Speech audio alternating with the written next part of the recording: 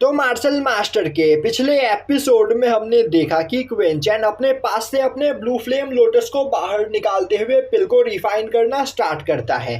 वहीं पर आसपास खड़े सभी लोग यह देखकर हैरान हो चुके होते हैं क्योंकि उन्होंने आज से पहले इतनी ज्यादा खतरनाक फायर एनर्जी को कभी भी नहीं देखा होता है।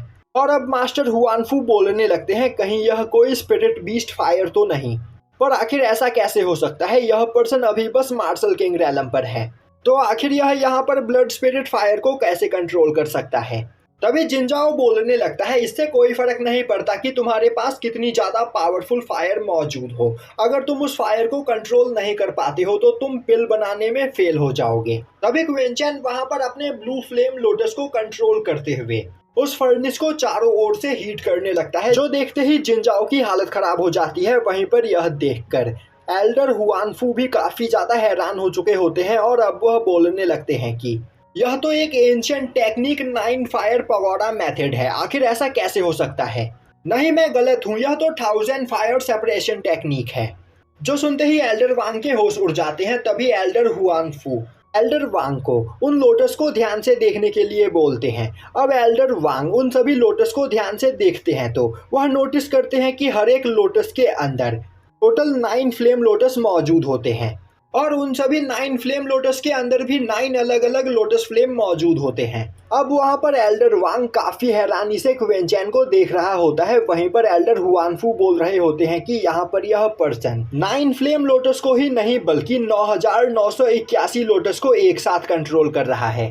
तभी क्वेंचैन उस फर्नेस को अपने पास लेकर आता है और अब वह उस फर्नेस की पावर को बढ़ाते हुए उसके अंदर मौजूद हर्ब्स को मेल्ट करने लगता है और फर्नेस के अंदर उन सभी मेडिसिन को मेल्ट करने के बाद वह उन्हें आपस में मिलाने लगता है, जो देखकर एल्डर वांग बोलने लगता है, आखिर इस पर्सन ने इतनी जल्दी उन सभी हर्ब्स को मेल्ट कैसे कर लिया, मुझे अपनी आंखों पर यकीन नहीं हो रहा है। तभी क्वेंचैन उस फर्नेस के अंदर और भी ज्यादा फायर एनर्जी को डालने लगता है, जिससे उस फर्नेस के अंदर काफी ज्यादा मात्रा में फायर एनर्जी स्टोर हो जाती है। यह देखते ही आसपास खड़े सभी लोग परेशान हो जाते हैं और बोलने लगते हैं, उस फर्नेस के अंदर बहुत ही ज्यादा मात्रा में एनर्जी स्टोर हो चुकी है, तो अब वह फर्नेस किसी भी वक्त यहाँ पर ब्लास्ट हो सकता है। वहीं पर जिंजाओ हंसते हुए बोल रहा होता है, मैंने तो यहाँ पर क्वेंचैन को एक जीनियस समझा था, पर उसने यहाँ पर खुद ब खुद अपने फर्नेस के अंदर ज्यादा एनर्जी को स्टोर करके उसके ब्लास्ट होने का बंदोबस्त कर दिया है। तो अब क्वेंचैन यहाँ पर फेल हो चुका है, थोड़ी ही देर में वह फर्नेस ब्लास्ट हो जाएगा, जिसके बाद क्वेंचैन इस टेस्ट में फेल हो जाएगा। पर क्वेंचैन उस जगह पर लगातार फर्नेस के अंदर हीट को बढ़ाए चले जा रहा होता है, जो देखकर आसपास खड़े सभी लोग बोलने लगते हैं, आखिर यह पर्सन यहाँ पर क्या करने की कोशिश कर रहा है। इस पर्सन ने फर्नेस के अंदर इतनी ज्यादा एनर्जी को ट्रांसफर कर दिया है कि फर्नेस के अंदर मौजूद पिल पहले ही डिस्ट्रॉय हो गया होगा।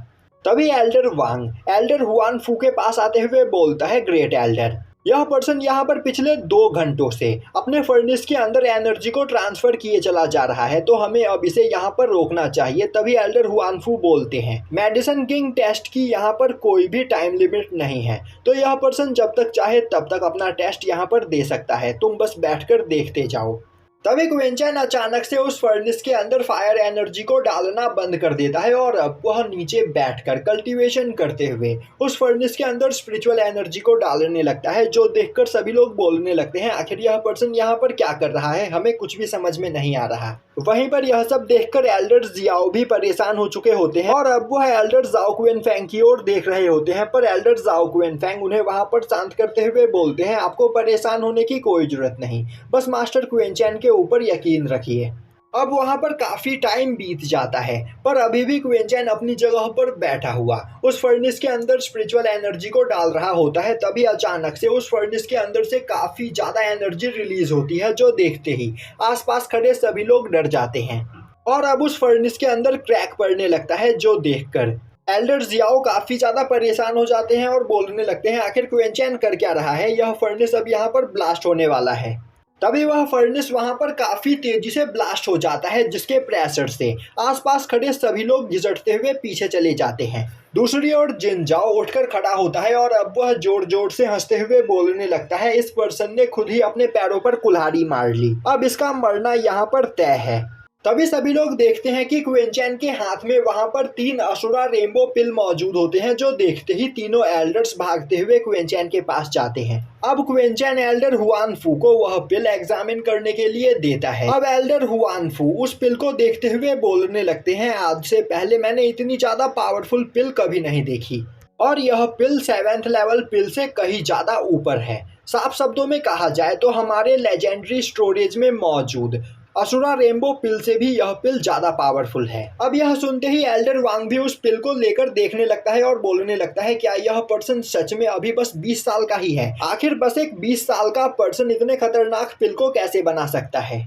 और यहीं पर यह एपिसोड खत्म हो जाता है।